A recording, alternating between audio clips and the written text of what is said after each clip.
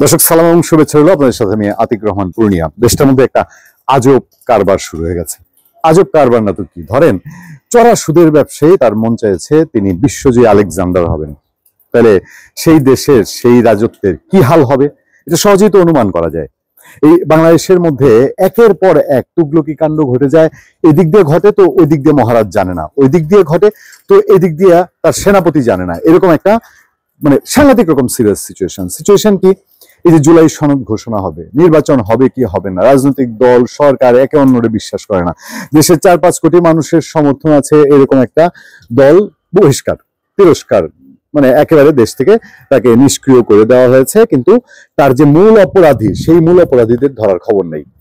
মানে যারা সত্যিকার পাপ অন্যায় করেছে, গণহারে কিছু হত্যা মামলা টামলা হ্যানতেন হয়েছে। এখন সিচুয়েশন কি, এইরকম যখন টান টান একটা উত্তেজনার সিচুয়েশন, তখন কি ঘটতে যাচ্ছে আগামী 11 দিনে, যে এই 11 দিনের জন্য দেশে বিশেষ সতর্কতা জারি করতে গেল কি ইনফরমেশন। কয়েকদিন ধরে যে বলা হচ্ছে সরকারের সময় প্রায় শেষ, কিছু একটা ঘটবে কিছু একটা ঘটবে। দেখেন আমাদের হাতে দুই একটা খবর আছে, আমি যদি এই খবরগুলোর দিকে আপনাদের চোখ বুলাই, আপনারাও কি একটু চিন্তা করবেন কিনা। আরে তাই তো, সরকারের দিক থেকেই বলা হচ্ছে ঘটনাবলীগুলো এরকম। একটা সার্কুলার আছে, সারা দেশ ছড়িয়ে গেছে, ফেসবুক হয়ে সবার হাতে হাতে এই সার্কুলার, যে এই 29 তারিখ থেকে সারা দেশে বিশেষ সতর্কতা। এর মধ্যে বিভিন্ন রকম 29 জুলাই থেকে 8 আগস্ট পর্যন্ত সতর্কতা। এই 8 আগস্ট পর্যন্ত নিয়মিত সন্দেহজনক ব্যক্তি সহ মোটরসাইকেল এগুলা দেখবেন যে শহরে পুলিশ র্যাবের চেকপোস্ট বেড়ে গেছে। তারপরে ওয়ারেন্ট যাদের আছে তাদেরকে সেগুলো তামিল করতে হবে, বাস টার্মিনাল, রেল স্টেশন সেখানে নজরদারি বাড়াতে হবে, মোবাইল পেট্রোল বাড়াতে হবে, তারপরে চোখ রাখতে হবে সাইবার পেট্রোলিং এর উপরে। তো এগুলো কারণ কি? এরপরে আমার হাতে আরেকটা নিউজ আছে, যে নিউজে বলা হচ্ছে যে আওয়ামী লীগের নাকি আক্রমণের একটা আশঙ্কা আছে। সেই আশঙ্কাটা কি? খবরটা এরকম, দেখেন হেডলাইনে বলা হচ্ছে যে আওয়ামী লীগের হামলার আশঙ্কা, বিশেষ অভিযানে নামছে পুলিশ। আচ্ছা, এখন তো তাবিজ কবজ করে ওই যে হারানো বিজ্ঞপ্তি দেয়, তারপরে গ্রাম বাংলায় আগে সুরা ঝাড়ফুঁক দিত না, নানান রকম চাল পড়া দিত, তারপরে এই হারানো জিনিস খোঁজার জন্য, আওয়ামী লীগ খোঁজার জন্য তো এছাড়া আর কোনো রাস্তা নেই।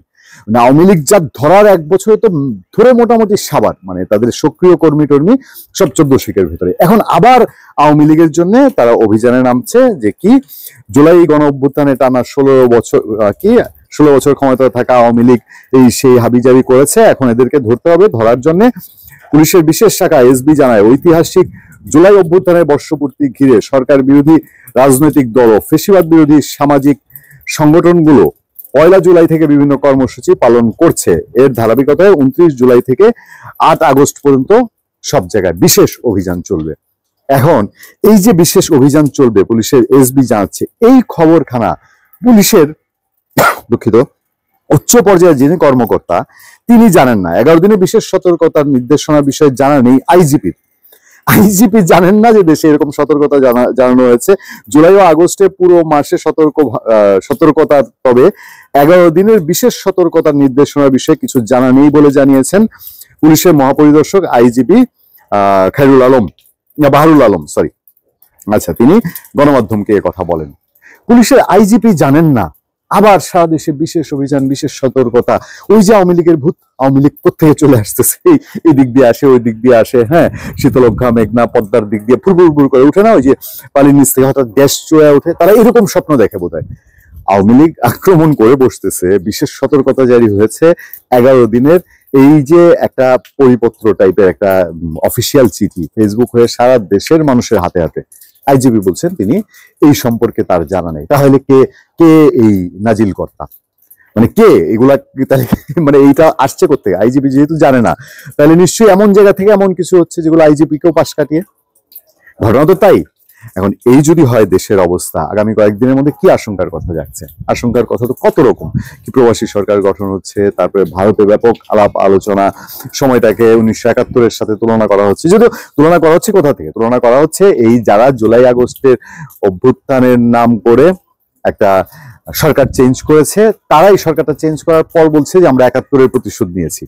সেই 71-এর প্রতিশোধ নিয়েছি বলার পর থেকেই তো কথাবার্তা এরকম হচ্ছে, এবং যখন এসে 1971 সালের অনেক স্মৃতি নষ্ট করে দেওয়ার চেষ্টা হচ্ছে, যখন আপনার দেখা যাচ্ছে যে এই 71 সালের বিশেষত্বগুলো তুলে না ধরে, হাইলাইট না করে জুলাইকে তুলনা করা হচ্ছে 71-এর সাথে। একটা সরকারের, একটা দেশের জন্ম যাকে দিয়ে, তার সাথে একটি গণতান্ত্রিক পরিবর্তনের চেষ্টাকে, গণতান্ত্রিক ধারায় একটা দেশকে নিয়ে আনার চেষ্টাকে, জুলাইয়ে যে একটা ক্ষমতার চেঞ্জ হয়েছে, একটা অপশাসন বলি, দুঃশাসন বলি, সেটা চেঞ্জ হয়েছে, এইটাকে ওইটার সঙ্গে মিলানোর চেষ্টা করা হচ্ছে। তখনই তো উঠছে যে এগুলা কি 71-এর সাথে তুলনাযোগ্য কিনা। 71-এর সাথে তুলনাই যদি করে, সেইভাবেই যদি চলে যারা এখন দেশ শাসন করছে, তাহলে 71 যারা নিজেদের মধ্যে ধারণ করে, মুক্তিযোদ্ধারা এখনো বেঁচে আছে, তারা যে ডিক্লেয়ার করেছে তারা সোহরাওয়ার্দীতে সমাবেশ করবে, তারা পাল্টা আরো বেশ কিছু কর্মসূচি নেওয়ার চেষ্টা করছে।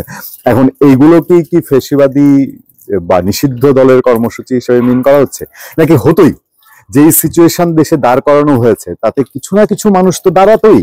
এটা আওয়ামী লীগ লাগে না, এটা এমনিতেই একটা দেশের ভেতর থেকে তৈরি হয়। আওয়ামী লীগ কিভাবে ঢুকবে? আওয়ামী লীগের 11 দিনের আলটিমেটাম কি বোঝায়? মাহফুজ এরা তৈরি হয়েছে না? কেউ কি চিন্তা করেছিল এই টাইপের কিছু ছেলে হঠাৎ করে হিরো হয়ে যাবে? এরপরে এই যে জুলাই চেতনা ব্যবসা যেই জমজমাট হয়ে উঠেছে, কিছু তো পরিবর্তন আসতোই, নতুন কিছু মুখ আবার আসবেই, এটাই নিয়ম। যাক, এই 11 দিনে আমরা গত কয়েকদিন ধরে আপনাদেরকে যা বলে আসছি, আসলেই কি বিশেষ কিছু ঘটতে আছে? ধন্যবাদ সবাইকে, ভালো থাকবেন, সুস্থ থাকবেন। আপনাদের সাথে আমি আতিক রহমান পূর্ণিয়া।